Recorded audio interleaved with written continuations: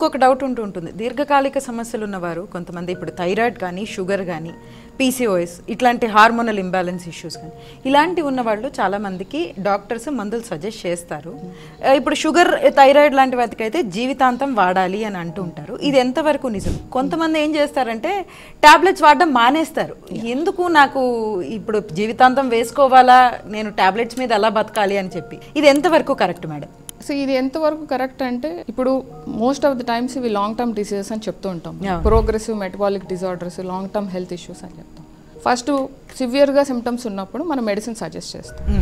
అలా అని చెప్పి ఇది రెండు ఎక్స్ట్రీమ్స్లో ఉండదండి. అంటే ఖచ్చితంగా లాంగ్ టర్మ్ వాడాలని ఉండదు, వెంటనే స్టాప్ చేయాలని ఉండదు. ఇప్పుడు మీరు దానికి తగ్గట్టు ఆ లైఫ్ స్టైల్ చేంజెస్ చేసుకొని, అంటే ముఖ్యంగా nutrition, physical activity, stress management and medicines కూడా అవసరమైనప్పుడు వాటి సపోర్ట్ తీసుకొని బెటర్ ఒక సెల్ఫ్ డిసిప్లైన్ లైఫ్ స్టైల్లోకి వెళ్ళినప్పుడు డిసీజ్ అనేది స్పందిస్తూ వస్తుంది. అప్పుడు మెడిసిన్స్ అనేవి మనం తగ్గించుకుంటూ వస్తాం. అయితే ఇది ప్రిడామినెంట్గా చాలా మల్టిపుల్ ఫ్యాక్టర్స్ ఉంటాయి ఇక్కడ. అంటే మెయిన్గా మీ లైఫ్ స్టైల్ కూడా రిలేటెడ్ అయి ఉంటుంది. కాబట్టి అందరూ తగ్గించుకోలేకపోవచ్చు, అందరూ కంటిన్యూ చేయాల్సిన అవసరం ఉండకపోవచ్చు. అండ్ మీరు ఇంకో ఇంపార్టెంట్ పాయింట్ అడిగారు, వెంటనే ఆపేస్తూ ఉంటారు మెడిసిన్స్ అని.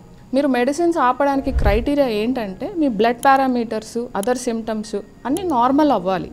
నార్మల్ అయినప్పుడు మానిటర్ చేసుకొని ఆ పారామీటర్స్ చూసుకొని నెమ్మదిగా మెడిసిన్స్ తగ్గించుకోవడం అనేది జరుగుతూ ఉంటుంది. సడన్గా స్టాప్ చేయడం లేదా ఎప్పటికీ వాడడం, అంటే అసలు లైఫ్ స్టైల్ మీద కాన్సన్ట్రేట్ చేయకుండా ఎప్పటికీ మెడిసిన్స్ పైన డిపెండ్ అవ్వడం కరెక్ట్ కాదు. మెడిసిన్స్ అవసరమైనప్పుడు కూడా వాటిని పట్టించుకోకుండా వెంటనే స్టాప్ చేయడం కూడా కరెక్ట్ కాదు.